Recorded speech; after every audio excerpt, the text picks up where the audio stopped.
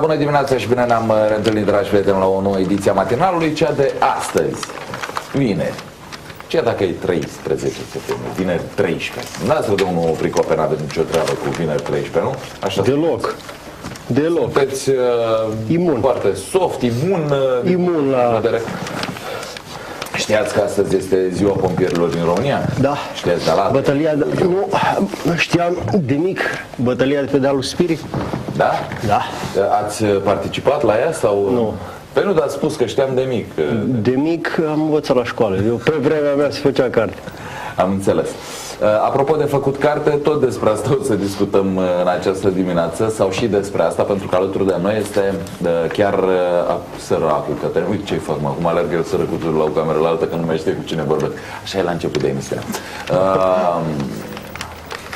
În această dimineață spuneam alături de noi autorul acestei cărți intitulate Mayday, pe numele său Constantin Costache. Bună dimineața, bine ați venit alături de noi. Bună dimineața, bine v-am găsit. Bună dimineața și dumneavoastră și pentru telespectatorii dumneavoastră. Da, prietenii noștri sunt deja în fața micilor ecrane. Acum o să trebuiască să-i acapărăm noi în această dimineață cu informațiile pe care le avem. Acum, știți cum e foarte vandabil, sau pentru o emisiune de asta de televiziune, mă gândesc dacă aș fi la concurență cu nu știu ce zăluți de pe acolo la București, e foarte greu să faci o audiență mai bună când discuți de titlurile din presa locală, când e să promovezi o carte. De ce? Pentru că cel puțin în zona Bucureștiului cred că au uitat să citească. Cred că nu știu pe ce parte se deschide carte. Nu știu, îmi place să cred că în alte părți noi totuși mai citim. Nu, ce drept, nu cum citeam pe vremuri, dar nu mult mai bine decât e în Sud. Apropo, de ce a scris? Păi, în primul rând am început să scriu pentru că am considerat că am ceva de transmis. Pentru că, vedeți dumneavoastră, viața oamenilor care merg pe mare să muncească este foarte puțin cunoscută. În literatura noastră, de la Jean Bart încoace, practic nu există un alt marinar care să fi scris. Și atunci, având în vedere că îmi descoperisem această înclinație către scris, am hotărât că ar fi bine să aduc eu la cunoștința opiniei publice ceea ce se întâmplă pe mare și mai ales în sufletul marinarilor. Am înțeles, de asemenea știți foarte bine că în ziua de astăzi nu e un avantaj să spui că ești marinar sau fost marinar. Păi aș vrea să tot așa e la București, începând cu antenuțele, au declanșat așa o fobie, bine, împotriva unei persoane, dar încă un pic și împotriva și acestei meserii. Se pare că da, deși după părerea mea, da, se pare că da, deși după părerea mea este o mare greșeală, pentru că navigatorii sunt într-adevăr niște oameni deosebiți, poate și pentru faptul că sunt trecuți prin atâtea greutăți, atâtea furtuni. De altfel, dacă o să vă uitați dumneavoastră așa la ce s-a întâmplat în general cu flota noastră și cu marinarii, o să vedeți că indiferent de toate greutățile prin care s-a trecut, marinarii nu au abandonat lupta și ei au mers în continuare, chiar dacă nu mai avem noi vapoare, au mers cu vapoarele altora și merg în continuare. Da, iar dacă e să... Păi, chit că merg pe același vapoare, oricum acum sunt ale altora, adică nu e o problemă din punctul ăsta de vedere. Eu vă spun sincer, în momentul în care am văzut cartea dumneavoastră, primul lucru pe care l-am observat e că v-a dat girul domnul Alex Ștefănescu, sucevean de-al nostru, iar el, din câte știu eu, din informațiile care le-am strâns vis-a-vis de Alex Ștefănescu, știu că dă foarte greu girul pentru... Într-adevăr este... De bine decât o carte. Într-adevăr, domnul Alex Ștefănescu este un critic foarte sever și corect. Dar eu aș vrea să vă relatez o mică poveste în ceea ce îl privește pe dumnealui și începutul acestei colaborări, de fapt colaborare. Știți, eu am trimis la început prin poștă. Și la un moment dat, stând de vorbă imediat după bătălia la dealul Spirit, care vorbea, nu? Și stând de vorbă cu scriitorul Apostol Gurău m-a întrebat la un moment dat ce faci, ai mai scris? Și am spus, da, am scris. Și ce ai făcut cu ele? Am trimis prin poștă.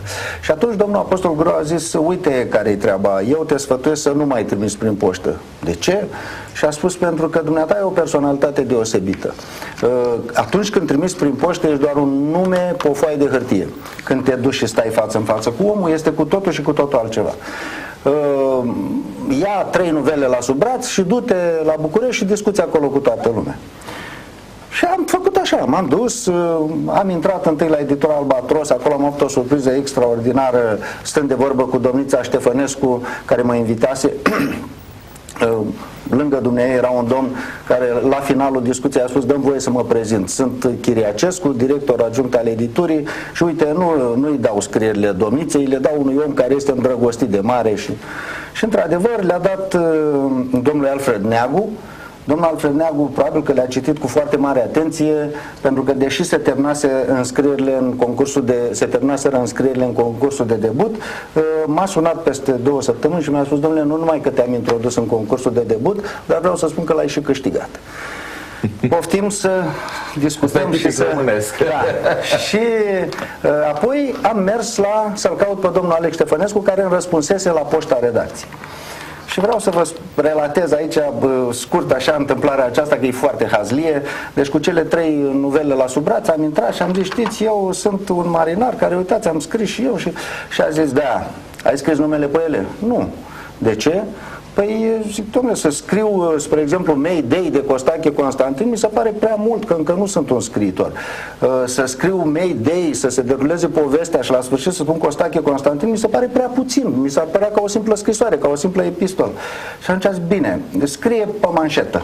Eu am întors și eu foi, le-am scris pe manșetă numele și am dat să plec, dar probabil că eram un pic dezamăgit așa și dumneavoastră a zis, stai, de ce ești așa? Zice, cum ai zis că te cheamă? Păi, Costache Constantin. Zice, domnule, dumneata ești ăla care mi-a trimis mie stres? Da. Este extraordinară, domnule, aia ți apare săptămâna viitoare, este nemaipomenită, ai un viitor extraordinar, să citești, auzi, să vezi ce recenzii. Și atunci eu am plecat și am zis, domnule, știți, eu săptămâna viitoare voi fi în voiaj, dacă se poate să-mi oprești și mie câteva exemplare. Și atunci a publicat cu acest text, care apare pe coperta 4, și care, într-adevăr, este foarte măgulitor pentru mine să fiu comparat cu Jack London. Bun, până la sfârșitul lui Jack London, adică sunt anumite limite în care putem discuta. Aveți noroc că ați nimerit într-o zi de vineri la noi, pentru că alături de mine se află Dan Pricope, care e un împătimit în a citi cărțile, iar dacă ar fi fost vinerea trecută sau vinerea viitoare, domnul Nicolae Roșca, care el e îndrăgostit pe lângă tot așa de carte, așa e la jurnaliștii ăștia de generație un pic mai veche, dar la domnul Nicolae Roșca el e îndrăgostit și de poezie. De ce fiecare nuvelă are o poezie în deschidere? Pentru că am vrut să fie ceva inedit, în primul rând. Și în al doilea rând, pentru că eu n-am scris poezie decât foarte puțină. Și ca să am o șansă ca cineva să uite și la poezie, atunci am spus, domnule, le pun în fața fiecărei nuvele, pentru că omul sigur va sări peste poezie, nu o va citi, pentru că nu se citește poezie, dar după ce va citi nuvela, îl va acapara și va spune, stai, dar de ce a pus, exact cum spuneți dumneavoastră, de ce a pus poezia în fața nuvelei? Da. Și atunci se va întoarce puțin și la poezie și va vedea că fiecare poezie are de fapt un sâmbure care se regăsește în nuvelă. Da, vă mărturisesc că am intrat în posesia cărții, nu astea, exemplarul meu care acasă e, v-am povestit, e altceva. Am apucat să parcurg câteva din nuvelele care sunt în această carte și o să mai povestim, dar trebuie să ne facem și treaba aici la matinal, să discutăm mai multe, vă spun sincer, mie mi se pare și da, bun, la cât mă pricep eu, nu știu ce greutate are, dar mi se pare chiar că aveți talent, adică ați reușit să mă acaparați pe mine, care de mult n-am mai avut timp să stau să citesc. Iar ceea ce am găsit este și interesant și captivant și cum se spune, domnule, când are talent omul e altceva. Domnul Pricope, pe dumneavoastră nu vă întreb, că aici mă bateți ca de obicei. Când ați citit ultima carte? Recent am terminat o mică enciclopedie din asta, dar e bine concentrată despre Ernesto Che Guevara. Asta. Dumneavoastră vă pasionează literatura vis-a-vis sau apropo de ceea ce înseamnă mare? Nu prea. Singurul roman pe care l-am citit de mult tare despre mare și care mi-a rămas în minte a fost, despre mare. Avea și legătură, dar nu era doar despre mare, Copiii Capitanului Grant. Așa. Asta a fost a dumneavoastră, mă dezamăgiți total. Eu nu mi-aduc aminte, era o serie de Moby Dick n-am citit, de exemplu, din colecția Delfinul, acele cărți de război, marea lor majoritate, eram fascinat, eram înnebunit, adică tot era unul Douglas Freeman, era absolut genial din punctul meu de vedere. Nu știu, poate recitindu-l nu ar mai fi fost, dar erau toate detaliile, deci aveau cartea în partea de jos foarte multe explicații, ce înseamnă cu tare. Păi dacă le iei pe unul repede, de aici de la noi, de un sagață harta în cui, nu știe care e babordul și care e tribordul. Da? Nu știe care e pupa și care e prova. Apropo de lucrul ăsta, ca să rețină foarte ușor lumea care este babordul și care este tribordul, trebuie să le spunem că denumirile acestea sunt date de la nava Batri, care avea pupa ascuțită și o navă franțuzească și pe un bord scria ba și pe celălalt bord scria tri. Și de aici bordul ba și bordul tri. Iar ca să ținem mai ușor de dreapta, da? E tribordul, da? E mai ușor de ținut minte. Iar când vreți să vă aduceți aminte care e prova și care e pupa, aduceți-vă aminte că e vorba aia, să ai vânt bun la pupa. Da. Bun. Astăzi, 13 septembrie, însă în anul 1321, adică în ziua de 13, da, în urmă cu mai mulți ani, a încetat din viață poetul Dante Alighieri, creator al limbii literare italiene. 1592 a încetat din viață scriitorul și moralistul francez Michel Eyquem de Montaigne. Cine asta? Moralist. Ea e perioada aia în care umblau moraliști pe stradă. Da, noi plăteam tribut turcilor, dădeam copii și miere de albin și tot ce puteam și erau pasionați de morală, de etică. De aia se unde sunt și noi unde sunt. În 1601 s-a născut pictorul, ăsta e flamand sau flămând, Jan Bruegel cel tânăr. În anul 1872 a încetat din viață filozoful german Ludwig Feuerbach, iar în anul 1908 s-a născut Edgar Pappu, specialist în literatură comparată și filozof al culturii. În anul 1913 a încetat din viață Aurel Vlaicu, pionier al aviației române. Aș zice eu, al aviației universale, pentru că fără el nu știu dacă am fi avut multe alte lucruri. Poate că veneau pe cale de descoperire firească, dar genul ăsta de oameni care au adus salturi importante pentru omenire nu sunt de ignorat. Da. Trecem la presa locală de astăzi și ca să ne lămurim, să știm. Noastră, domnule Constantin Costache, sunteți născut unde? În județul Tulcea, într-un sat care se numea Congaz și care acum se cheamă Rândunica. Bănuiesc că așa e. Da. Deci sunt dobrogean prin născare. Apoi am studiat în Galați și într-un final locuiesc în Constanța. Așa. Congaz e nume turcesc sau? Congaz este un nume bulgăresc, din câte știu eu, pentru că satul a fost sat de bulgari și atunci când a fost schimbul de populație între Dorstor și Dobrogea, bulgarii au plecat în Dorstor și cei din Dorstor au venit Și atunci părinții mei au fost aduși din Dorstor în Deci, acest practic, sat. din sudul Dobrogei sunteți, care acum e în Bulgaria. Nu, este undeva... Nu, părinții dumneavoastră. Da, părinții mei sunt de acolo. Eu sunt născut chiar în Congaz. Cum ar veni Cadrilaterul, se mai spune. Da. Așa. Și acest sat se află chiar pe paralela 45. Eu făceam și glume câteodată și spuneam, știți, dacă vă uitați veți vedea că paralela 45 trece prin vârful casei mele. Sau dacă tăiați porumbul, vedeți paralela 45. Am înțeles. Nu, e bine de știut, pentru că vrem să vedem percepția și percepția omului de acolo, deși citeam și într-o novelă de-a noastră, marinarii, când se întorc din curse, sunt ușor stingheri în societate, adică ei sunt rupți de subiectele comune de discuție ale noastre. Cei care suntem implicați în aceste, până la urmă, nimicuri de zi. Așa este. Marinarul întotdeauna se simte un musafir, chiar și în propria casă. Știți, e ca și cum dumneavoastră ați merge la cineva și până vă încadrați în discuție, până vă simțiți un pic stingher. Asta se întâmplă și cu marinarii. Dar, apropo de ce spuneați mai înainte, cuvântul de pupa, să știți că această chestiune a rămas de pe timpul navelor cu vele. Evident. Acum, și a navigației de coastă. Care da. Dacă ar fi acum să se refacă o astfel de urare, cred că mai degrabă ar prefera marinarul să fie vântul de prova. Pentru că vântul de pupa acum este dezavantajos. De gestionat. Da. Deci nava cu vântul de prova și cu valul de prova guvernează mult mai bine decât cu vântul de pupa. Apropo de asta, nava guvernează. De aici se trage lui Băse, nu? Adică...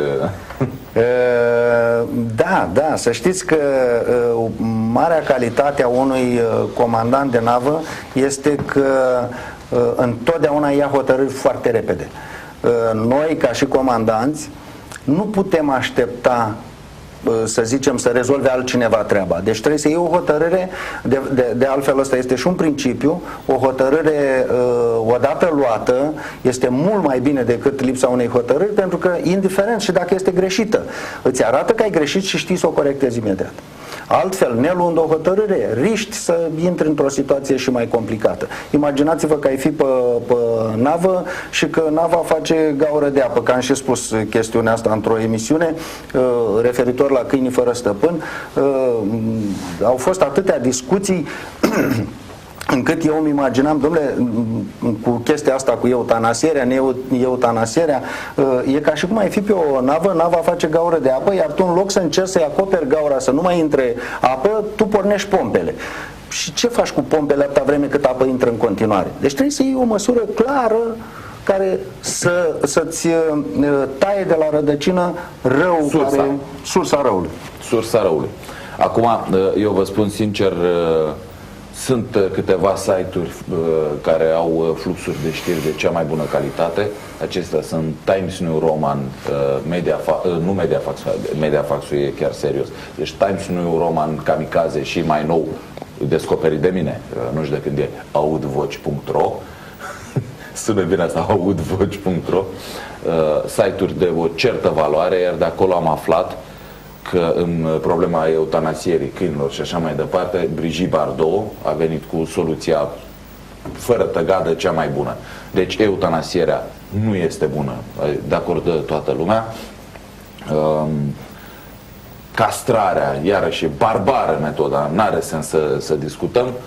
Cel mai bine este să dăm drumul la planning familial la căței, de acum să le explicăm ce înseamnă, să învățăm să folosească prezervative și așa mai departe. Nu, cam asta este. Deci Brigitte Bardot a venit ca de obicei cu soluția corectă. Da. E absolut genial. Băi, scrie acolo pamflet, poate nu ne crede că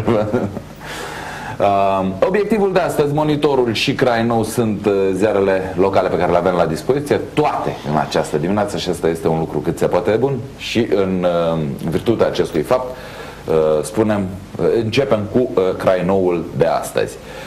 Crai Noul de astăzi, care ne aduce în atenție că acordul de finanțare a proiectelor elvețiene a fost semnat la Suceava. Oficialii elvețieni au felicitat partea suceveană, susținând că Acestea sunt cele mai bune dintre toate proiectele depuse de localități urbane din România.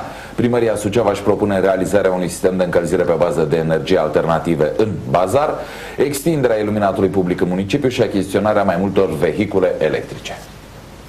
Da, noi la proiecte ne pricepem să le scriem, am învățat să le scriem bine. Nu știu, cu lucrarea cum o să... E un început, e un prim pas. Sunt tare curios cum o să iasă în bazar lucrarea. Abia aștept să... Cu energie alternativă, dar care este sursa energiei alternative acolo? Ceva, cred că niște pompe de căldură era vorba. La un moment dat așa am înțeles. Nu am discutat ieri foarte în amănunt pe tema asta, dar la un moment dat asta era. Niște pompe de căldură, o situație mai aparte, nu știu cum. E o tehnologie pe care eu nu o stăpânesc, nefiind de profesie inginer, nu pot să mă bag, dar e interesant. La cum au ieșit unele lucrări de asfaltare, tare aș vrea să văd și eu cum o să iasă aia în bazar. Abia aștept. L-aș întreba pe domnul Constantin Costache de cât timp cunoașteți Suceava? Pentru că de știu aveți rude pe aici. Da, cunosc Suceava de foarte multă vreme pentru că am o soră care locuiește aici. Dar vreau să vă spun că aseară, când am ajuns în Suceava, am fost extraordinar de plăcut surprins de modul în care a evoluat Suceava. Deci ca oraș chiar a evoluat frumos. Intrarea este superbă cu toate acele noi edificii care au apărut și în general sistematizarea ei îmi place, cel puțin ce am văzut eu de la intrare și până în centru. N-am văzut și cartierele celelalte noi care s-au făcut acum, dar bănuiesc că este ce-mi place mie că s-a construit foarte mult. Da, da. Pe care intrare? La Fălticeni. De la Fălticeni. E proaspăt asfaltat. Da, într-adevăr e asfaltat. Nu, avem, sunt lucruri care sunt în regulă. Asta este cât se poate de clar. Iar nu ești câteodată cine te crezi tu, ci cum te văd ceilalți. Și multă lume spune, domne, bă, chiar arată frumos, chiar așa. Și noi care trăim aici vedem că bă, acolo trebuia altfel, acolo poate era mai bine, mai repede sau nu era asta o prioritate sau între blocuri. Nu, vedeți dumneavoastră întotdeauna când îți faci o impresie, prima impresie pe care ți-o faci despre un oraș, ți-o faci comparativ cu altele. Da? Iar la dumneavoastră s-a construit mult, îmi place că este cât de cât inițiativa privată este lăsată destul de liber, spre deosebire de în Constanța, unde vreau să vă spun că s-a construit foarte puțin din punctul ăsta de vedere al inițiativei private, pentru că nu există posibilitatea. Deci acolo foarte puțin, cel puțin comerțul ăsta stradal este foarte tare controlat. Probabil, bănuiesc eu, pentru că există un grup care vrea să controleze acest... Absolut tot.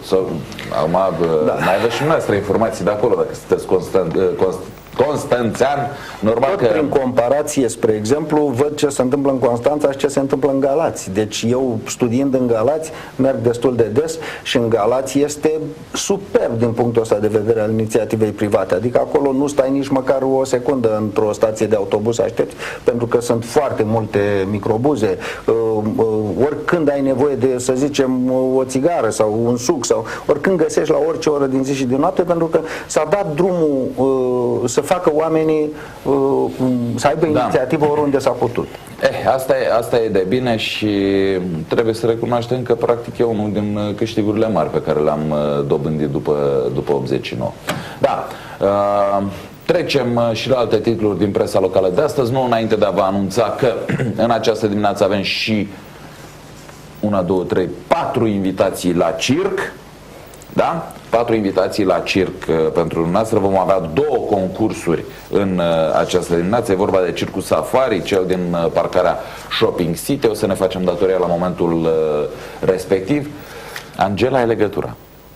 Am revenit. Rămâneți alături de noi până la ora 9. Max și invitații lui. Și un pic peste. Invitații noștri, mai Angela.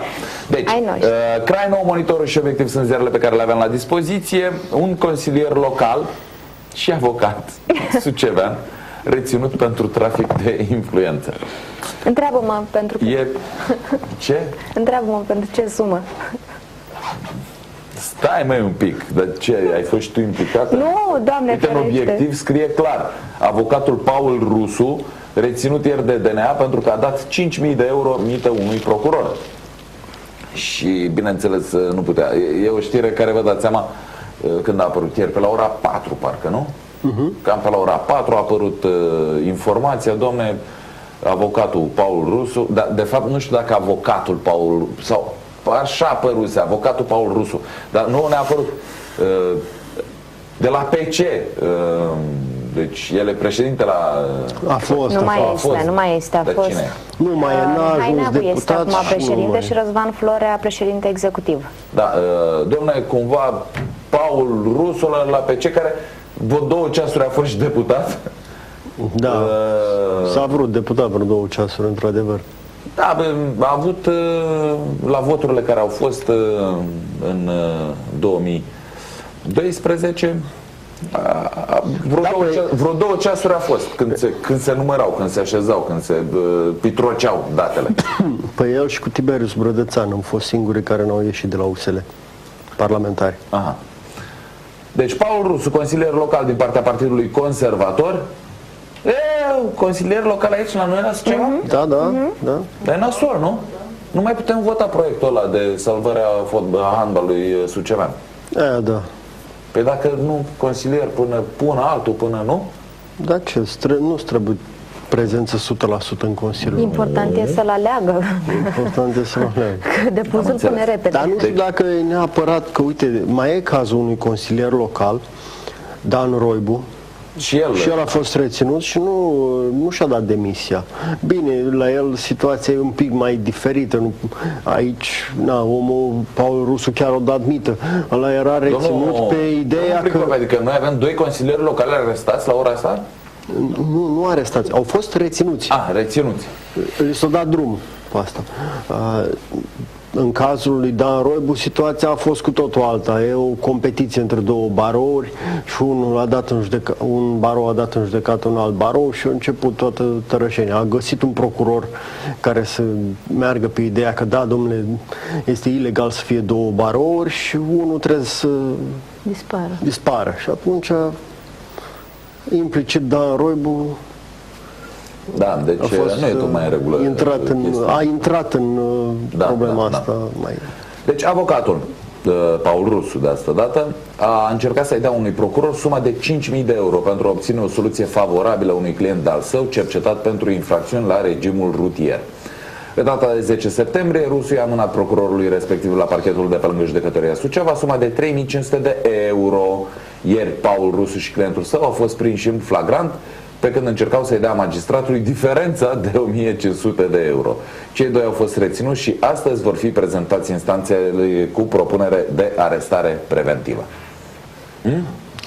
Cred că ce-a fost acolo, doar parchetul de pe lângă Judecătoria Suceava, dacă mi-aduc bine aminte, la etajul 1 în clădirea parchetelor.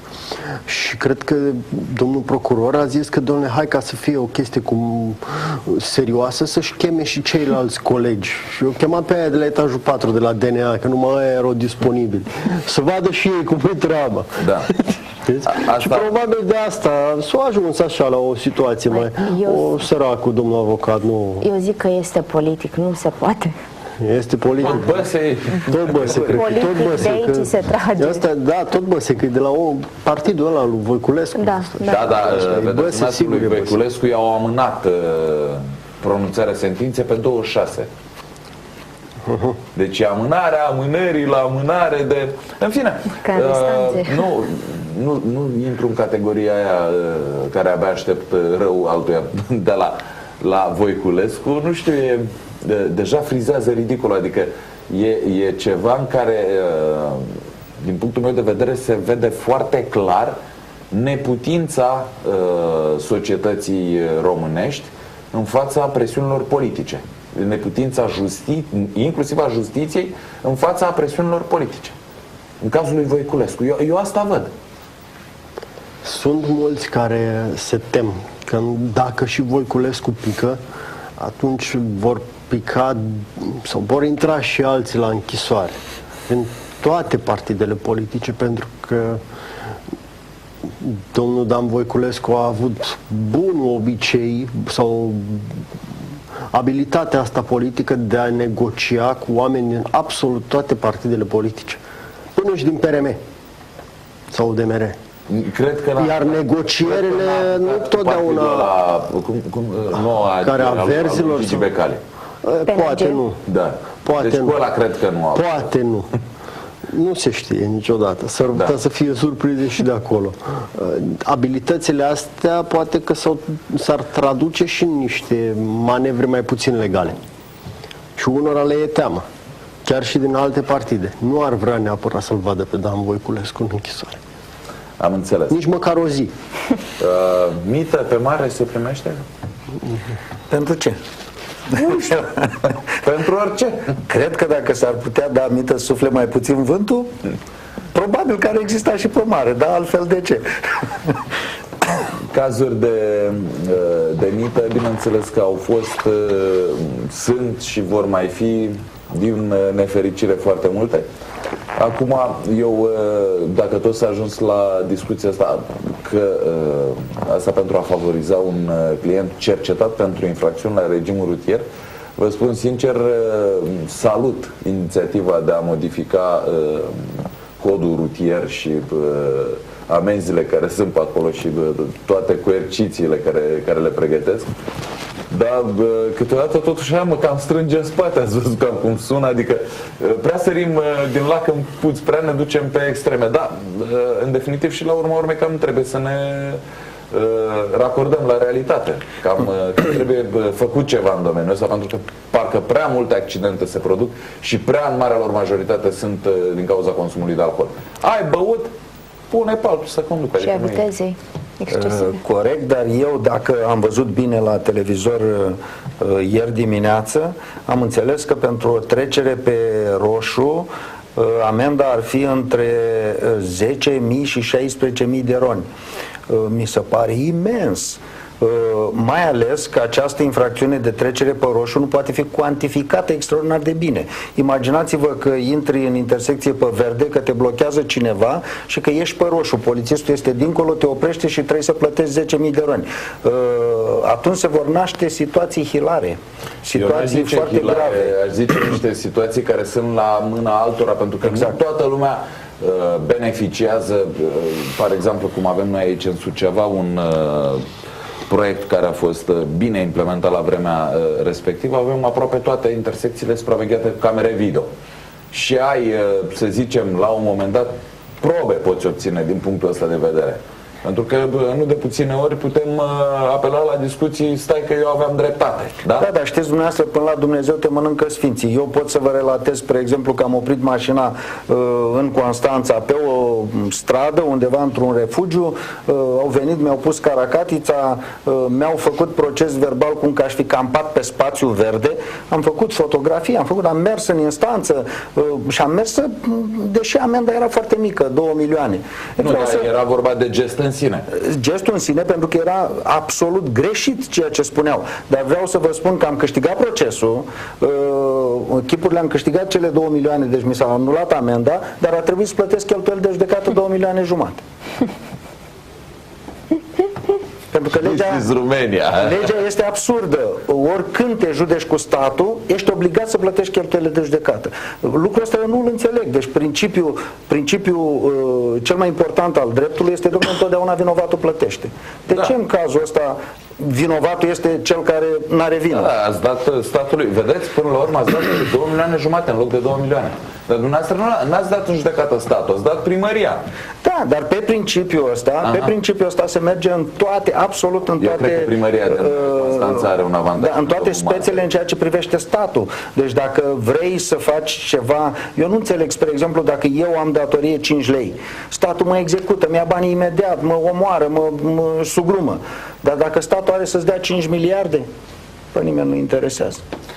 Și mai e ceva, când statul are de recuperat nu 5 lei, că băia știe cum să-i recupereze, dar când are de recuperat valori mari de la anumite societăți, vedem că după nu știu, se șterg datoriile istorice. Da, adică în general am întreprinderile de stat, apoi la șterg datoriile istorice. Nu, e nemaipomenit. Da. Așadar, da, cum spuneați, adică mai bine luăm și corectăm ulterior, dar noi strigăm deja, sunt anumite virgulițe care ar trebui corectate în... Eu sper să se facă totuși o dezbatere publică pe aceste propuneri ale noului cod rutier. Ce dezbatere publică? Adică la realitatea, ce posturi de alea sunt pe la București? Realitatea, România, Antena 3, nu? Adică aia e dezbatere publică, nu? Oamenii își mai spun părerea și pe site-uri, își mai spun părerea și... Dar nu v-ați plictisit, bun, nu cred că sunteți genul, dar nu v-ați plictisit să vă uitați la unele televiziuni și să vedeți că este același invitat, Paul Ciutacu, cum cheamă pe ăla? Ciutacu, nu? Lăsați-l pe Victor Ciutacu, că el este totuși moderator. Da, dar invitat dimineața până în seara, adică se schimbă moderator. Victor Ciutacu invitat pe Eu, spre exemplu, nu-l înțeleg pe invitatul Mugur Ciuvică, care se poate. Nu Ciutacu, Ciuvică, așa. Da. Deci, zici că el e moderator, dar de fapt nu e moderatorul. Începe o emisiune, pleacă moderatorul, vine al doilea moderator cu altă emisiune, schimbă ăștia platonul care și cum ar fi, domnul Pricope, să stați dumneavoastră aici dimineață, prânz, seara, noi schimbăm, mai vine altcineva, mai așa, și dumneavoastră tot pe știi, probabil că Mugur Ciuvică e un produs care se vinde. Nu? Face audiență. Bănuiesc că altceva. Eu merg mai curând pe varianta lui Cătălin, e decor. Doamne. Bun. E înjurătorul de serviciu. Și prinde. Suceveanul Gelu Puiu. Frumos. O spune Cocoș. Deci Suceveanul Gelu Puiu spune că nu mai este secretar de stat, ci șef la un nou departament. Am văzut și eu pe un site al unui prieten de-a meu, era semnată sentința asta din partea Ministerului. Eliberat, tată, hai! E vorba de o decizie de eliberare din funcție de secretar de stat care a fost semnată miercuri de prim-ministrul Victor Ponta, deși inițial s-a vehiculat ideea că măsura s-ar fi luat în contextul luptei politice în interiorul USL, s-a aflat ulterior că este vorba de o chestiune de procedură în urma reorganizării ministerului. El urmează să preia o funcție similară în cadrul nou înființatului departament al apelor și pădurilor. Foarte interesant că au fost 3 persoane care și-au pierdut funcții. Eliberate din funcție. Și era să spun excluse și m-am corectat. Da. Toți sunt liberali, dacă nu mă înșală memoria. Toți cei 3 erau liberali și atunci era normal ca să-ți pui întrebarea. Doamne, eliberarea din funcție s-a produs după declarațiile lui Crin Antonescu vis-a-vis de proiectul Roșia Montană. Poate fi sau nu un fel de avertisment din partea lui Ponta, mai comentez mult, îți mai trimit niște oameni la plimbare. Asta, de-aia speculația nu a fost chiar lipsită de sens. Eliberarea asta din funcție eu am învățat un singur lucru într-un context mai în aparte, ani. nu se nimic nu e întâmplător, domn. Deci nu ni se pare, uite, întâmplător cu tare și cu tare. Nimic nu e întâmplător. Asta o zic de clar. Mai e un lucru. Aș fi putut să cred, fără rezerve, explicația dată că, fapt, nu e luptă politică aici, că, într-adevăr, trebuie să preiau un nou departament, dar logic era, domnule, te eliberezi și un alt act imediat emis tot de prim-ministru, te numesc pe funcția cu tare. Partea cu numirea lipsește. Pe departament. Nu se... E doar așa o promisiune, niște discuții, niște zvonuri, niște declarații. Deocamdată ceea ce este cert e că a fost eliberat din funcție. Aha. Mai vedem. Apropo de politică... Nu, dar există o explicație logică la ceea ce a spus domnul Pricopie și explicația este următoarea. Deci ca prim-ministru, domnul Ponta a putut să dea foarte repede afară. O eliberare. Eliberarea, dar numirea trebuie făcută de șeful de partid și ca șef de partid n-a putut să o facă foarte repede. La nivel de județ, șef de partid este Alexandru Ștefan Băișanu, care îi ceartă pe deputații PNL din Suceava, Pardău, Surugiu și Galan, pentru că lipsesc de la ședințele politice și altfel nu vorbesc aceeași limbă, nu? Cred că pentru că nu vorbesc aceeași limbă. Nu, din cauza faptului că nu se întâlnesc ei la ședințele politice, nu vorbesc aceeași limbă. Bine. se certe. Au fost, într-adevăr, joi seară, sau nu, miercuri seară, greșesc, o ședință de birou permanent județean la PNL. Da. Am văzut că au venit mai mulți pe acolo, dar probabil că nu au venit și deputații, deoarece cei 3 deputați sunt anti-Băișanu convinși. Cel puțin... 4 evangeliști au fost 3, Luca și Matei, nu? Cel puțin Constantin Galan și Radu Surugiu. Dumitru Pardău e un personaj care, da, cel puțin pozează în imaginea asta, da, nu se aude. E departe Dorna de Suceava, dar probabil de aia nici nu se aude. Exact, nu se aude. No. Oricum, dacă alegerile vin mâine, apoi mâine, va găsi domnul Pardău un partid în care să se agațe pentru a fi din nou parlamentar. Nu e problemă. Pentru a 4-a oară. Pentru a 4-a oară, adică asta ar fi o problemă. Pardon, ne mai trebuie doar partid, nu? E cât se poate de simplu. În cazul de față, ceea ce face Băieșanu mi se pare că se poate normal, adică bă, fraților, hai măcar să ne certăm noi în bătătură, spălăm rufele aici. Oricum e foarte interesant că la distanță foarte mică un reprezentant al PSD, un reprezentant al USL-ului spune că va vota legea pentru Roșia Montană, adică nu, iar un alt reprezentant al USL-ului spune că nici în ruptul capului nu va vota această lege. Pe de altă parte, vedem că se ceartă încă un pic și se bat. Unul este senator. Dar dom'le, USL-ul, cumva probleme? Nu, noi nu avem probleme, știi? Cumva îi prindem pe amândoi când stau așa unul de gât, unul așa cum i-ai oprit, s-au blocat, i-ai făcut poză? Sunt poză, da. Voi vă bateți aici? Nu. Ne jucăm. Nu, noi ne jucăm. Nu facem un antrenament. Nu, ce antrenament? Nu, ne mânghiam. Îl vezi care e ochiul tumefiat? Nu, noi suntem bine. De joacă. E comic. Cum se vede? Cum vedeați politica de pe... Ați terminat cu mersul pe mare?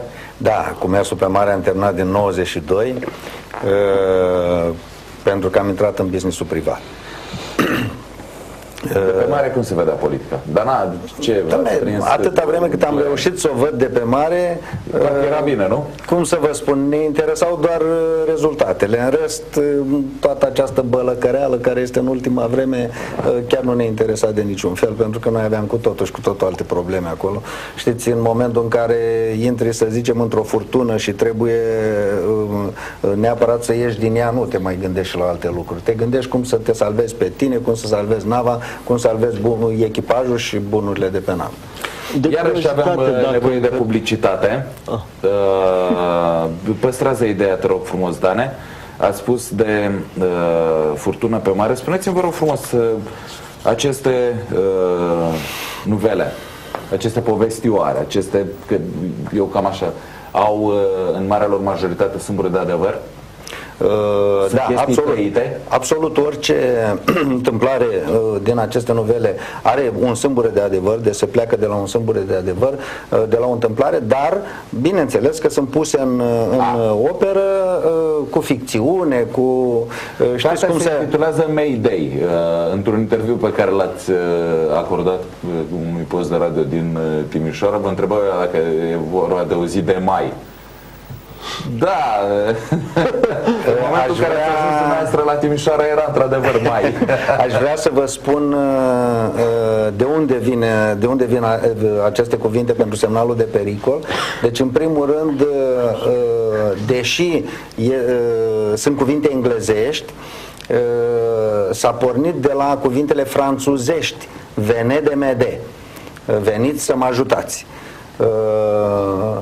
Iar apoi, la o conferință pentru salvarea vieții umane pe mare, s-a stabilit că aceste cuvinte Mayday au cea mai mare sonoritate, sunt cel mai ușor de pronunțat și cel mai simplu de recepționat.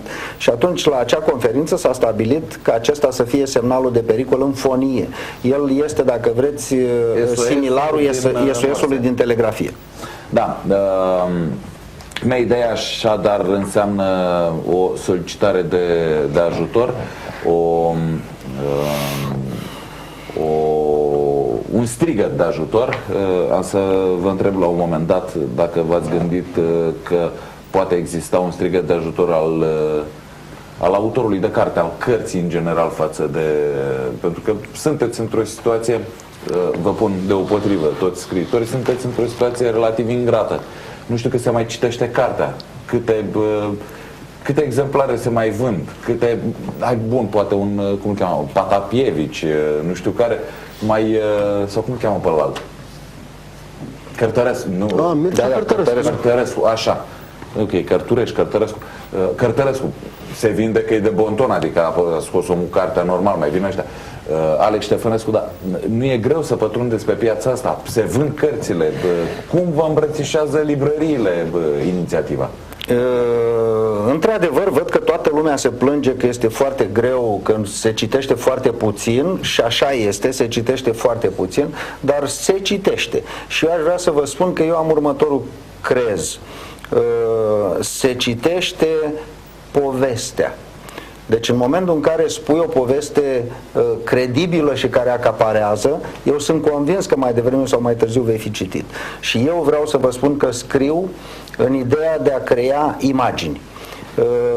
Eu sunt convins că cei care vor citi această carte vor rămâne probabil cu numele autorului undeva într-un colț de memorie, vor rămâne poate cu numele cărții sau numele personajelor într-un colț de memorie, dar vor rămâne sigur cu imagini care în timpul vieții lor vor fi ca niște flash-uri. Deci imaginile sunt atât de pregnante încât nu se poate să le uiți și vor fi imagini care vor urmări probabil toată viața.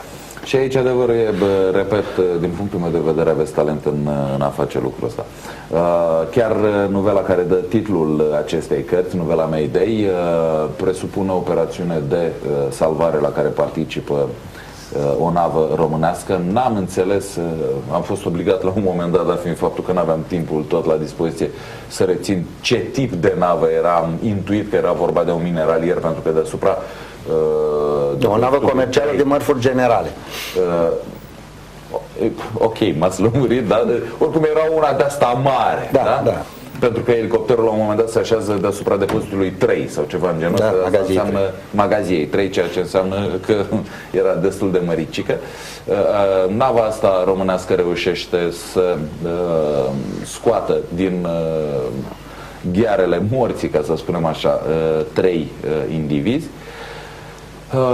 După ceva vreme, comandantul navei primește un plic, cam așa se încheie novela, scrisoarea celor care au fost salvați. Domnule comandant, acum suntem în afară de orice pericol. Eu, soția și băiatul vă vom rămâne prieteni devotați toată viața. Vă asigur de toată dragostea și respectul pe care îl purtăm dumneavoastră și echipajului navei dumneavoastră pentru gestul plin de sacrificii pe care l-ați făcut pentru noi. Operațiunea grea în sine, operațiunea de salvare, mică paranteză în partea mea. Nu-l vom uita niciodată, gestul că despre el vorbeam. E pentru prima dată când întâlnesc niște români și a fost tocmai momentele cele mai grele din viața mea. Vom purta în inimă numele țării care are astfel de fii. John Wisher. Cazul real? Da, în mare parte cazul este real. Bineînțeles, nu și scrisoarea, nu și toate celelalte. Mulțumirile au fost sub o altă formă. Dar, venit omul personal. De principiu, a fost cam același lucru ce este reflectat acolo. Avem noi ca nație chiar talent în a bântui pe mări? Da, și avem marinari foarte buni. În general, ofițerii români sunt extraordinar de apreciați, pentru că școala noastră de marină chiar a fost o școală deosebită. Gândiți-vă că în țara noastră se face învățământ superior universitar de marină de foarte multă vreme, pe când în alte țări este un fel de școală post-liceală. Deci, din punct de vedere al pregătirii, sunt foarte, foarte bine apreciați ofițerii români.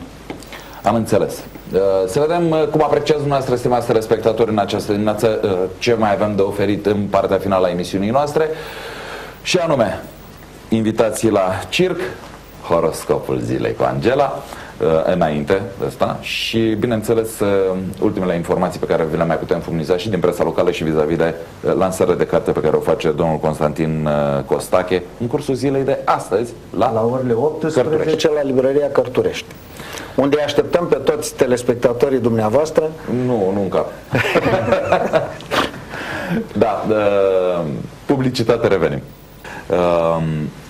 În ce an domnul Pricope s-au bătut pompierii cu militarii otomani. 1848. Bravo. Nu poți prinde, doamne. Nu poți să-l prinzi pe omul ăsta absolut deloc. Așa. Super tare, da? Domnul Pricope, sunteți fericitul câștigător. No, le dăm cui domnul Pricope e din categoria o să. Cum? Zic, domnul Pricope e din categoria o să primească biletele.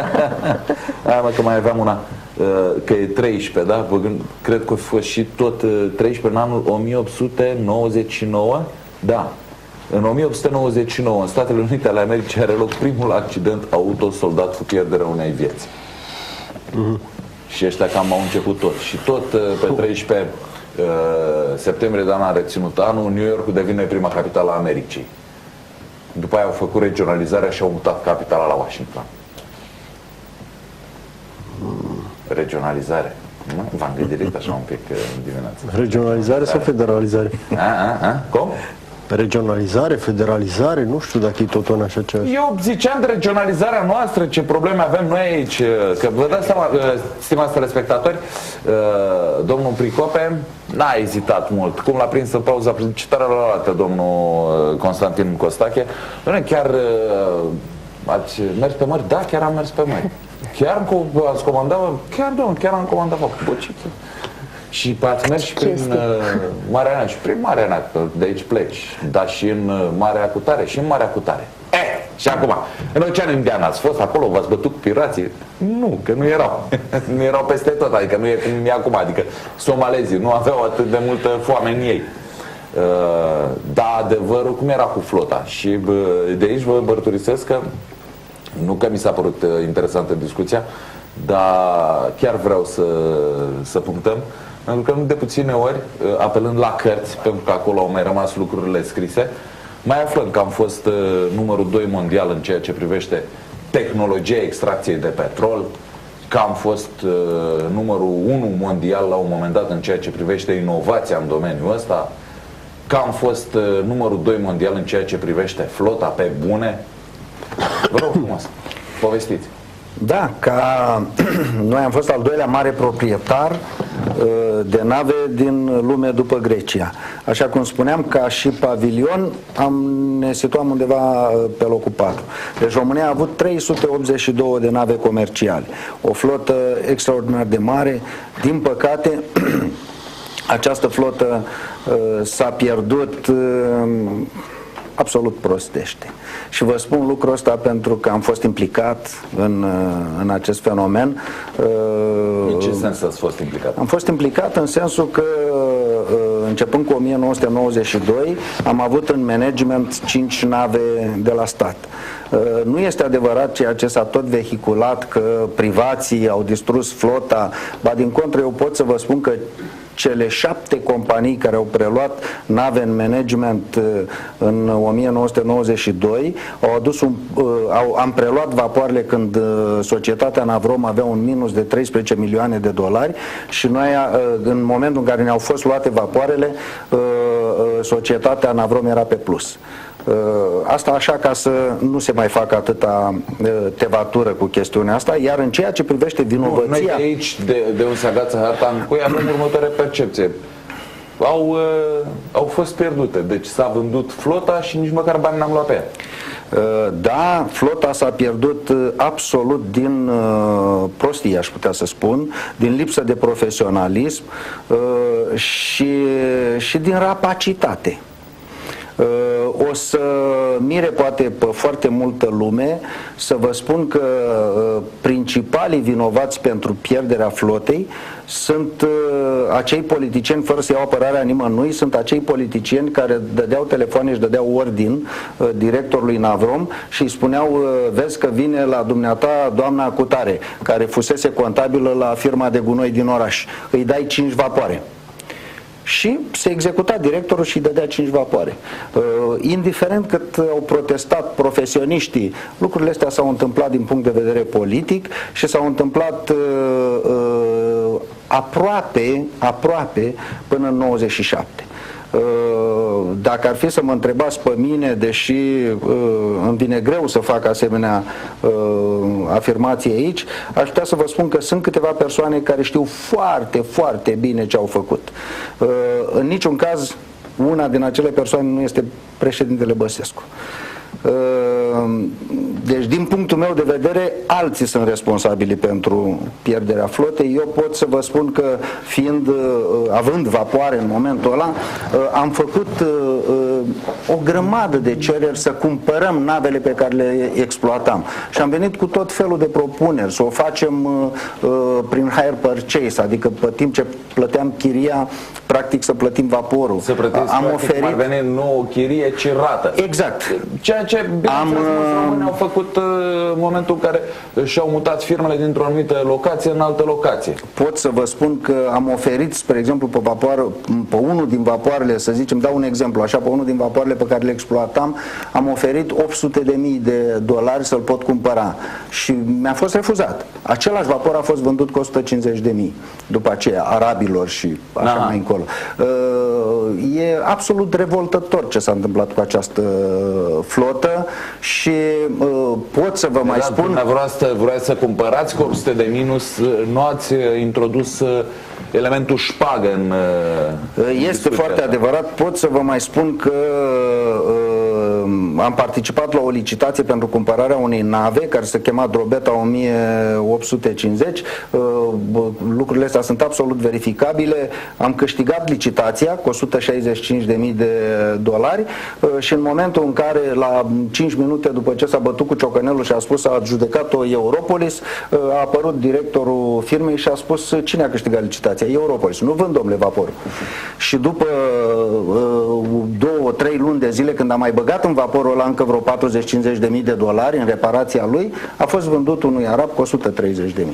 Deci ăsta este cazul care mi s-a întâmplat mie, nu mă poate contrazice nimeni, absolut. Verificabil, oricând, absolut, cu toate actele pe masă, cu rezultatele licitației. Da, e frustrant când știi că ai fost numărul 2. La ce firmă voiați să cumpărați? De la Navrom sau de la o altă firmă vaporul? Acesta, Drobeta 1850, aparținea Romline.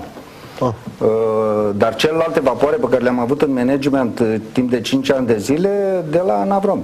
Și nu, povestea este, probabil că o să scriu cândva despre această poveste, este absolut halucinantă. Deci pur și simplu eu am fost dat afară din propria mea firmă. Mi-au furat actele, mi-au falsificat semnătura, s-a scris la momentul ăla în România Liberă. A fost o bătălie imensă, până când, în momentul în care am realizat ce se întâmplă, am pus mâinile pe masă și am spus: domnule, în momentul în care un electrician și un electronist știu mai bine ce au de făcut cu vapoarele decât un comandant de navă, comandantul de navă n-are decât o singură șansă: se retrage. Vă mulțumesc, m-am ridicat și am plecat. Pot să vă spun că le-am dat atunci celor care au rămas, care mi-au falsificat semnătura și au furat firma, le-am dat timp 9 luni de zile. Am spus: în 9 luni de zile terminați această firmă. Am fost foarte îngăduitor. În 7 luni de zile au făcut o datorie de $800.000 și au pierdut firma. Da, cumva numai în România se poate întâmpla așa ceva și cumva numai la matinalul meu se poate întâmpla așa ceva, să mai ai atât de povestit, atât de făcut și să nu mai ai timp. Vedeți cum trece timpul? Da.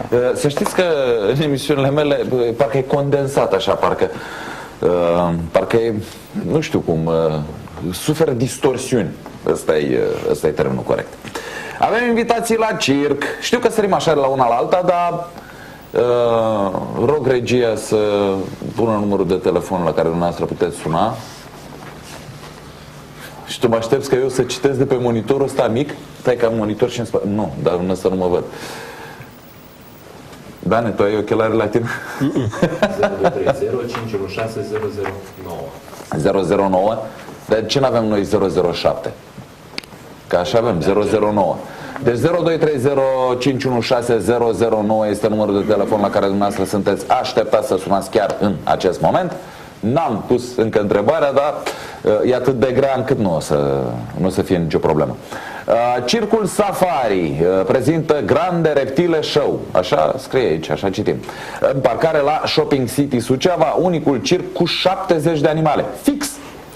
Singurul circ cu animale exotice la 5 grame până la 5 tone. Vino să vezi, crocodil, șerpi de 4,5 metri. Eu vă invit, stimați telespectatori, să luați cu dumneavoastră o ruletă. Dacă v-au păcălit cel la circ, să le spuneți: ai zis că are 4,5 metri, de ce are 4,52?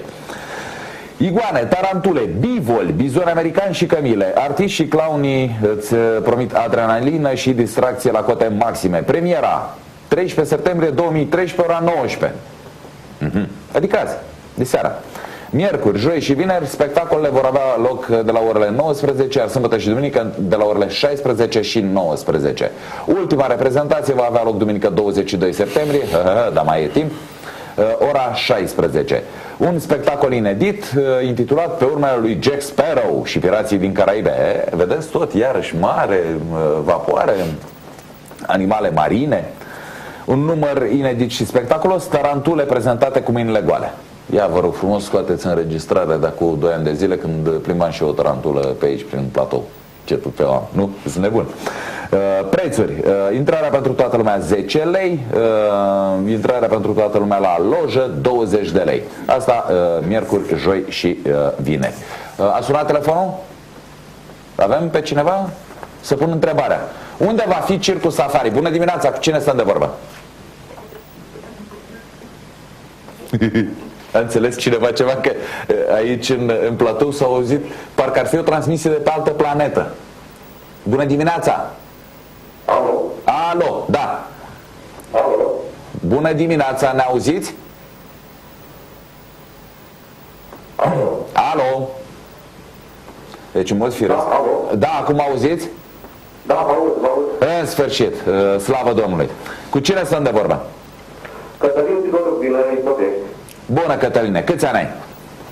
45. Mulți înainte. Mulțumesc. Stai foarte tânăr cu vocea pentru ăștia 45 de ani de care vorbești.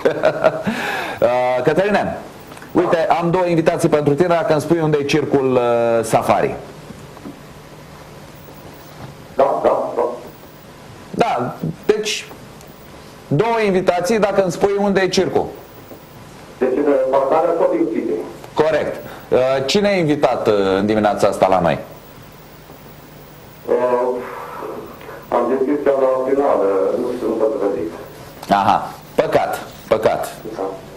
Dacă ai deschis tocmai la final. Bine, Cătăline, îți mulțumesc, să te rog să... Cătălin, și mai cum ai zis? Cătălin Sidoru. Sidoriuc. Cătălin Sidoriuc așadar este câștigătorul nostru. O să te rog să mai rămâi puțin în telefon ca să preluăm câteva date de la tine și în câteva momente vom da drumul și la cel de-al doilea concurs din această dimineață. Cătălin Sidoriuc, disperat în această dimineață să pună mâna pe bilet. Bravo, felicitări, felicitările noastre. N-a vrut să mai stea de vorbă cu noi, să ne spună una alta. Domnul Pricop. Eu știu. Ia să vedem, poate următorul spectator va vrea are o legătură mai bună și nu, da, mai mare de vorbă. să fiu în locul domnului Constantin Costache. Domnule, cine a fost? Nu știu, am deschis abia acum televizorul. Da, până atunci, poate e bine să le spunem telespectatorilor că dacă doresc, eu știu, să facă comentarii referitor la carte în momentul în care o vor citi, pot găsi și cartea și pe mine, pe Facebook, pe site-ul Mayday sau pe pagina Costache Constantin. Eu vă spun sincer. Cum? Aveți pagină Mayday pe Facebook? Da, avem o pagină Mayday pe Facebook. Eu vă spun sincer, mie mi-a atras atenția, deci cât am reușit n-am reușit să o citesc toată, cam jumătate din ea. Deci ultima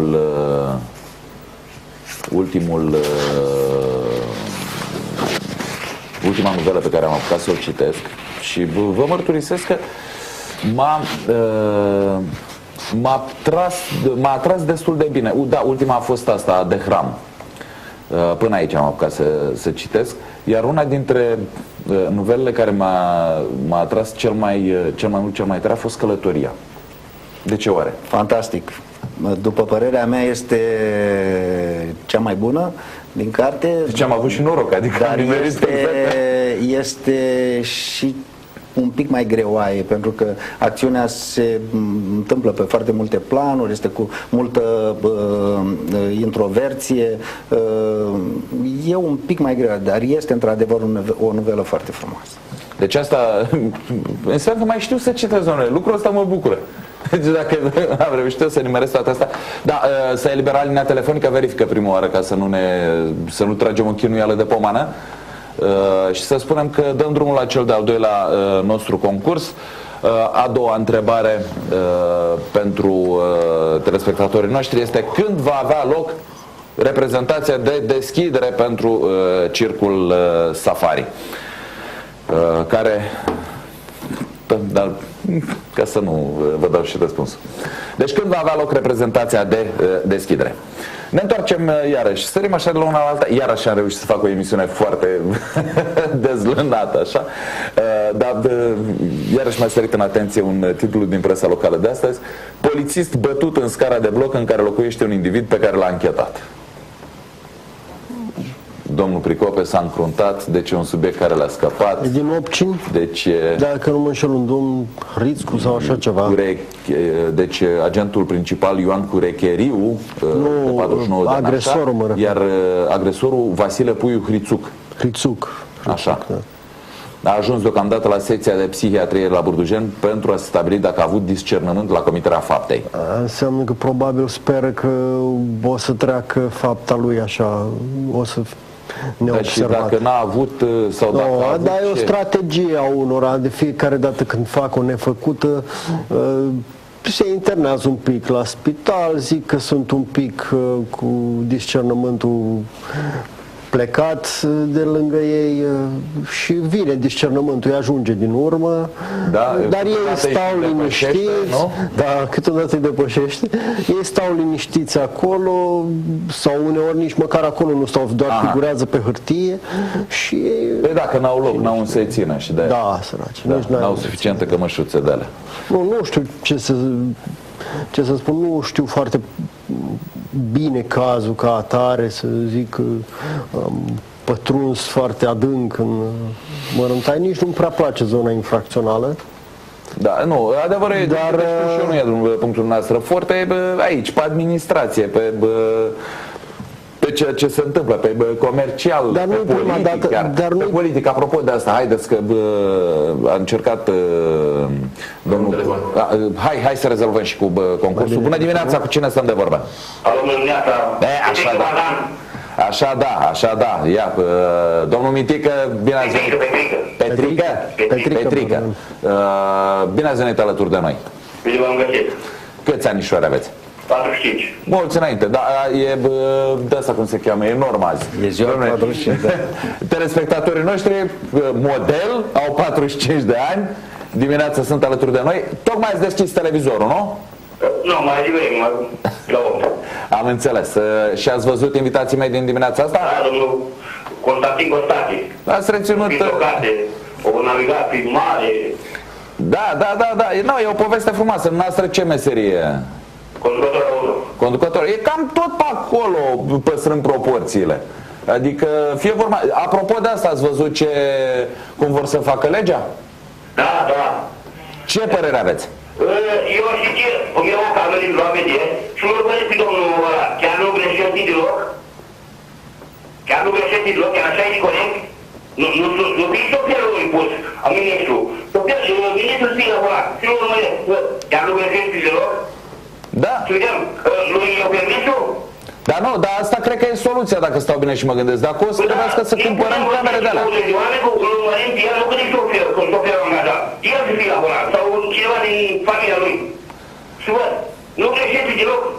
Da, bun. Acum, fie vorba între noi, domnul Petrică, și mulți le comit rău de tot, da? Adică cu alcool la volan, sunt chestii total incompatibile. Și vă spun ceva. Din vină n-am nimic, că tipul ce-au să făcut cu alt șofer. Da. Instructorii, hai, treacă meargă, nu e pe la bataie ca să vezi meseria. Dacă nu e treacă la el, îi dăm plecat. Vă spun singur. Da. Da, nu e în regulă. Ce mai... legea asta nouă, cum vor ei să o dea, cu sancțiunile astea, cu dacă ai trecut pe roșu, nu știu cât, avea dreptate domnul Costache să spună că e discutabil? Dar cum? Deci, el te oprește și dacă are pitotul când era medic, când era pun saltul ca să aibă martor, da. Da, așa, eu la vedere și nu mai ce poate și dacă te vezi că tot iau uite mână, nu. Și-ți mare amenzi, poate salariu, mare amenzi. Da, e o problemă, ce mai la de la Valea? Nu, ea sunt șofer intral, o spun sigur pe așa. Pare eu pe așa. Da? Nu mai amenzi, când salariul de la 42 milioane contabil, și se merge la curte, se trage zborul din coace, la vândă, îi pun ca un accident, și eu accident de doar în parcare. Nu. Nu mă zici că are deci la poartă. Nu. Aha. Da. Aveți câine la casă? Nu am zis cât la bloc. Stați la bloc, da? Dar apropo de problemele astea cu câinii comunitari, care e părerea dumneavoastră? Sunt și rei, dar sunt și buni. Și mult, adevărat de mult. Dar nu vi se pare că, cel puțin în Suceava, în ultima perioadă, prea au apărut niște exemplare chinologice, eu zic așa, ușor extraterestre, adică eu nu i-am mai văzut pe ăștia până acum. Am pretenția că cunoșteam și câini din zona mea pe care o circul, da? Mai nou au apărut niște exemplare, vă spun sincer, alea s-a duse de undeva. Nu sunt paranoic, credeți-mă pe cuvântul meu de onoare. Deci eu stau la bloc, stau la cartier, mai bine am stat acasă. Vorbeam un pic, mă cunoșteau câinii. Eu strâng, am o lună de zile, două, nu. Eu strâng și o uitat la noi. Știi cum arată, parcă și strâng eu. Da, nu-s mari? Vă spun eu strâng pe aia, acum se uitau. Și că rău cu rău, dar mai rău fără rău, erau mai bune aia mai mici care erau înainte. Eram mătat cu lucrătare. Am înțeles. Și vă unul din invitații mei, dacă are plăcere să vă salut în această dimineață, în regulă, dacă nu... Vă salutăm, sigur că da, salutăm toți telespectatorii dumneavoastră și să sperăm că domnul Petrică are noroc să câștige bine. De aici nu mai e vorba de noroc, e vorba de știință. Când încep spectacolele? Pe seara la ora 8. 19. Nu, la 19. Așa, pe nu. Spuneți ca să fiu în măsură să vă dau. Vedeți că știa, adică a greșit. A greșit o oră. Cum? O oră, nu e nicio problemă. Nu e o problemă, că dacă te duci la ora, dacă spectacolul începe la ora 7 și tu te duci la ora 8, nu-i bine. Deci la ora 19, da? Ok, să nu mergeți cu o oră mai târziu. Bun, felicitări, rămâneți la telefon să aflați cum intrați în posesia premiului. Vă mulțumim tare mult. Numai bine, Doamne ajută. Da, a rezolvat și problema asta. Cam asta mai trebuie să aflăm, să nu creadă lumea, domne, gata, discutăm absolut tot în anumite birouri, de acum ducem până la capăt. Oamenii în ziua de astăzi iubesc și câinii, dar cum e cazul respectivului cetățean. Domne, am pisică. Ok. Fiecare lucru la momentul lui și de valoarea lui. Domnule, și eu sunt un iubitor de animale. Dar asta nu înseamnă că animalele trebuie să stea pe stradă. Aș vrea să vă spun... Animalele trebuie să aibă stăpâni. Categoric, eu aș vrea să spun așa. În Thailanda, cel mai iubit animal este elefantul. Ce s-ar întâmpla dacă iubitorii de elefanțe le-ar da drumul pe stradă în Bangkok, spre exemplu? Să zicem, în Congo este foarte iubit crocodilul. Ar putea să le dea drumul la crocodil pe stradă. Deci ne trebuie doar să fim un pic raționali și să încercăm să fim civilizați. Să ne gândim, și eu iubesc animale, am și câini, am și pisică, am și broască țestoasă și pești, dar problema este alta, să ne gândim cât rău produce faptul că acești câini stau pe străzi. În afară de faptul că există accidentele acestea, gen copilul Ionuț, trebuie să ne gândim eu nu i-aș zice accident. Eu îmi permit deocamdată să-i spun accident. Nu, știți de ce? Pentru că acum de curând am prins o chestiune anume. Când spui accident, parcă nu e nimeni de vină. Da. Știți? Adică însuși termenul de accident. Dom'le, când spui, da, a fost un accident. Eu nu vreau să intru într-o discuție despre vinovății, pentru că am fost oripilat să văd că foarte multă lume o acuză pe bunică. Da, dar nu are rost să dezbatem acest caz acum. Eu voiam să spun doar atât, că ar trebui ca toți cei care pledează în continuare ca să rămână câinii pe străzi să gândească numai la cât pierde România din turism, din punctul ăsta de vedere. Cât pierde, eu știu, ca imagine. Deci pur și simplu lăsăm impresia de necivilizație, că nu suntem în stare să adunăm câinii de pe străzi. Problema este, nu știu cât pierdem, vă mărturisesc, nu știu cât pierdem noi din turism din cauza câinilor care sunt prezenți pe străzi, nu știu cât, dar un lucru știu cu certitudine. În orice altă țară civilizată, dacă mergi, și noi măcar avem pretenție că suntem țară civilizată, în orice țară civilizată în care mergi, nu ai să vezi câini pe străzi. Aș vrea să vă spun că am ajuns câini pe străzi fără să aibă stăpânul lângă ei. Aș vrea să vă spun că am ajuns cu nava în Anglia, destul de aproape de Londra, la Rainham, la 20 și ceva de kilometri de Londra, și aveam la bord o pisică.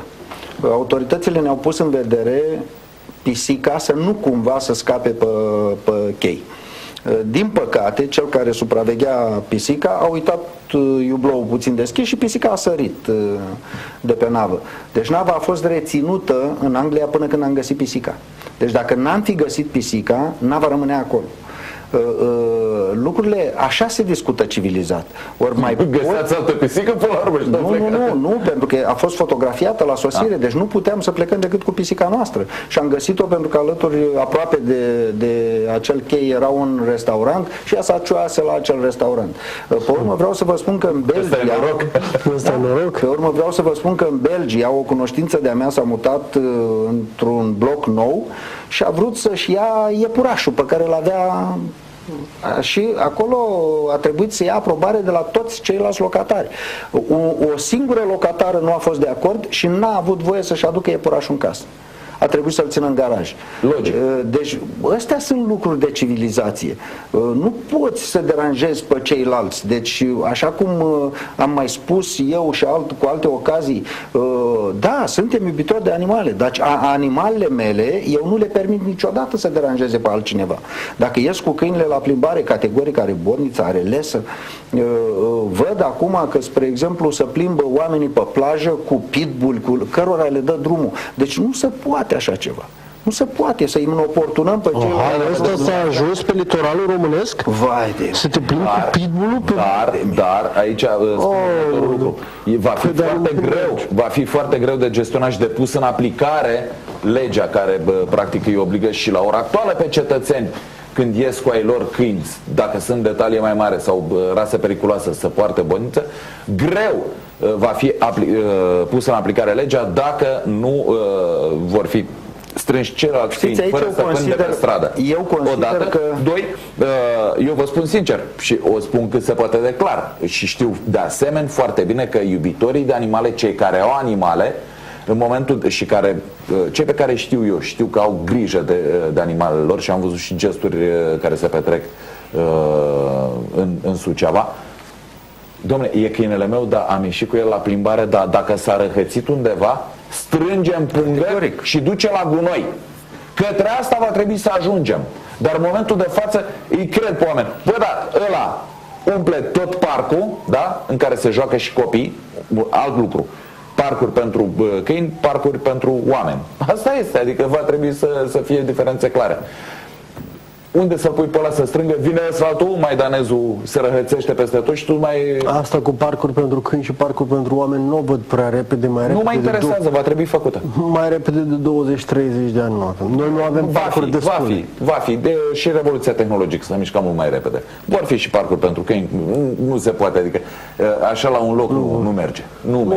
Nu merge. N-ai unde să le faci. Nu mă interesează. Vreau eu să fac un parc pentru copii, nu pentru câini. Dă-mi un teren. Păi nu. În Suceava. Da. Hală vândută bucăți. Care e povestea? în centru, lângă redacția noastră. Da, e hala unde la parterul ei sunt niște magazine din astea, buticuri. La subsol a funcționat la un moment dat și o discotecă. Avea un nume din ăsta mai aparte. Și au datorii, din ce am înțeles, patronii.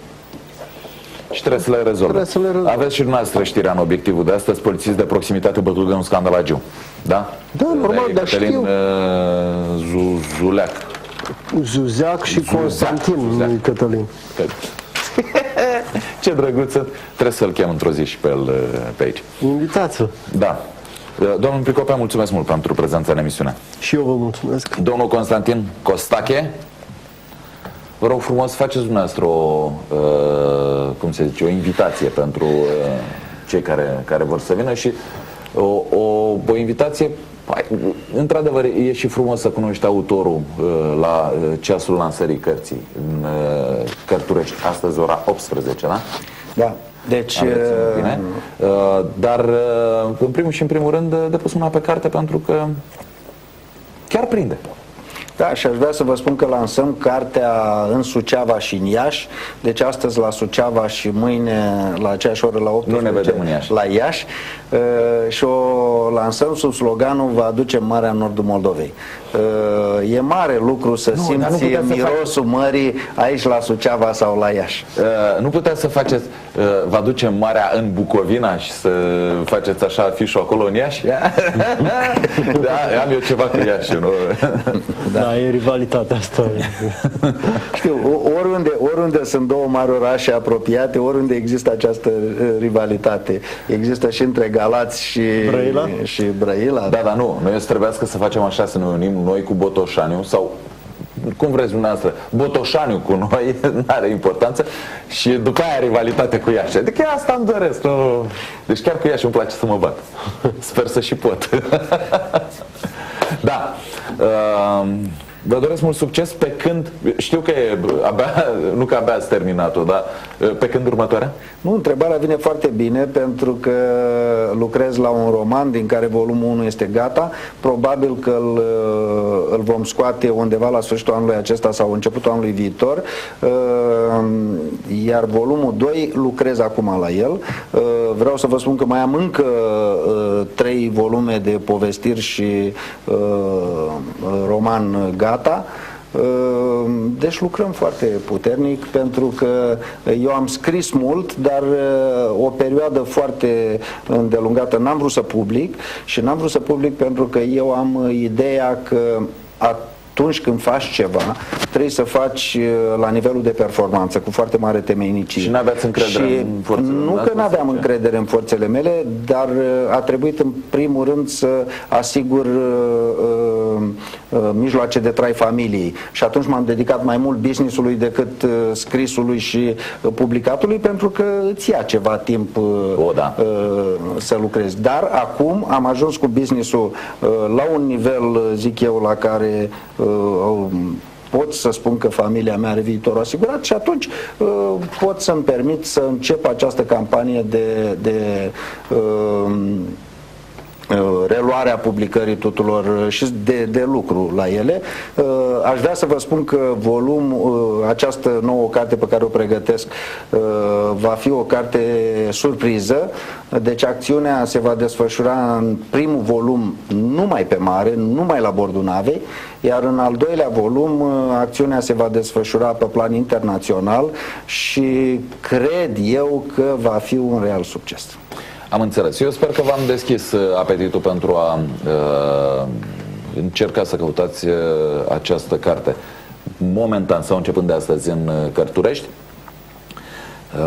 Constantin Costache, autorul acesteia. Eu vă doresc mult succes în continuare și mai am un singur lucru pe care vreau să vă rog să-l faceți.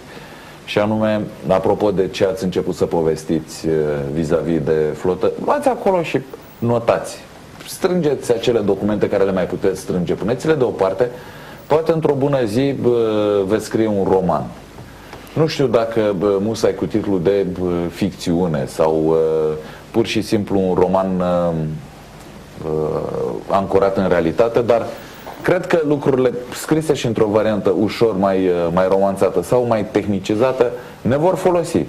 Deci categoric m-am gândit la acest lucru și vreau să vă spun că cel puțin perioada asta de pionierat în exploatarea acelor 5 nave de care v-am vorbit și cu toate întâmplările, cu acel capitalism sălbatic și cu toată lupta aceea, cred eu că ar putea constitui subiectul unui bestseller extraordinar. Și categoric l-am în plan. Da? Atunci e de bine. Nu mai e necesară rugămintea mea. Stimați telespectatori, avem un weekend în care debutează practic în Liga a doua Rapid CFR-ul într-un meci în deplasare. La handbal, iarăși într-un meci în deplasare la Bacău, jucăm prima etapă din acest campionat. De asemenea, prima etapă sâmbătă pe stadionul Tineretului din Fălticeni la fotbal feminin, o altă premieră aici în Suceava. Cu alte cuvinte, un weekend încărcat. Eu vă doresc să aveți parte numai de bucurii, toate cele bune, tot ceea ce vă doriți să vi se îndeplinească.